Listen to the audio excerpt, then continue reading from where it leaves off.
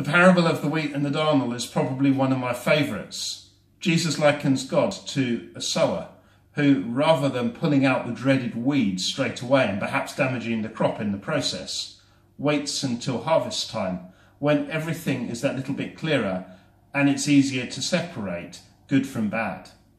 One of the things that has always been true about life is that good and bad often grow together, and often within each of us.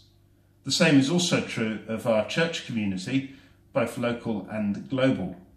Weeds get everywhere, including in our own hearts and minds. So what are we to do about those weeds? Well, it requires of each of us patient and careful discernment. The Christ who said, "Let them both grow until harvest time," is the same Christ who said, "If your right hand causes you to sin, cut it off." There are times when a problem or concern needs to be dealt with immediately. But there are also times when our rash and hasty judgment does more harm than good. God is lenient.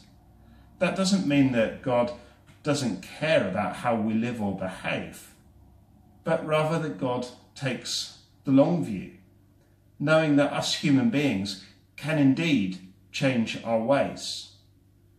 And so just as God gives each of us the chance to do things differently, so we too should do the same for each other.